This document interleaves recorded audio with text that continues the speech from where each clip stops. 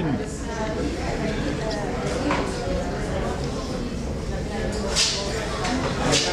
Je crois que la Méditerranée appartient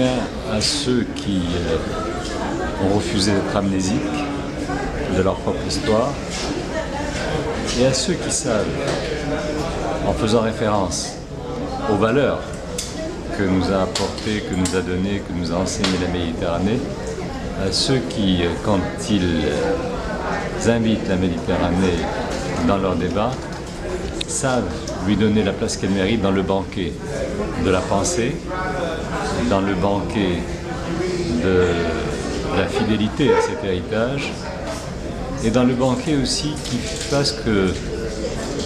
en invitant la Méditerranée, ce n'est pas simplement une rhétorique ou une théorie. C'est à la fois la volonté et très souvent la réalité, puisque sur le terrain, je crois que dans notre temps, celui d'aujourd'hui,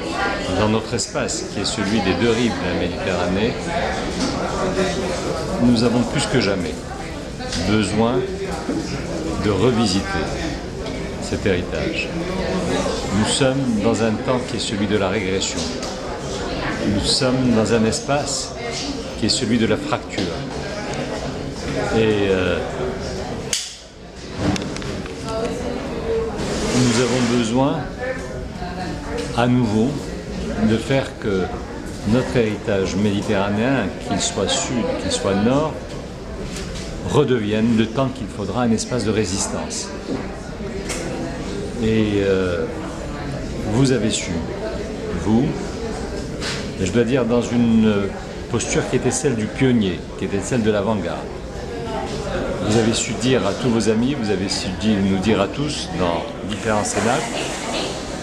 qu'il fallait être conscient des risques dont nous connaissons aujourd'hui à la fois la profondeur et la gravité. Et là, je parle en 2012, à la fin de l'année 2012, et je vous ai entendu et je vous ai lu il y a 4, 5, 6 ans. Vous nous disiez attention, attention, il y a devant nous des risques qui sont à la fois sérieux, bien sûr, mais qui risquent de nous prendre tous en otage. Et qui risquent, quand nous nous référons et nous nous définissons au parc méditerranéen, qui risquent de vider de tout leur sens les valeurs qui sont les nôtres. Vous l'avez dit avant le printemps arabe, vous l'avez dit avant la crise que connaît l'Europe du Nord, vous l'avez dit à un moment où la théorie scélérate du choc des civilisations s'était finalement introduite dans le bréviaire des relations internationales. Et ceux qui ont eu la bonne idée de vous écouter, de vous lire et de vous entendre n'ont pas été surpris par ce qui se passe depuis maintenant presque 2 ans et par cette